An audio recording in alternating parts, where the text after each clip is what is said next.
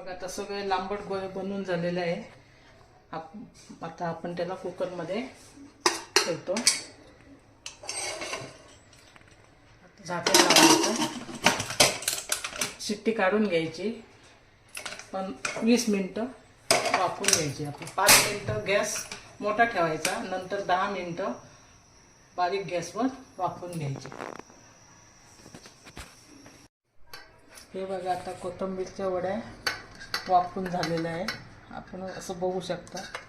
हे बघा चांगलं वाफवून निघाले आहे. आपण ह्याला डीप फ्राय करू शकतो किंवा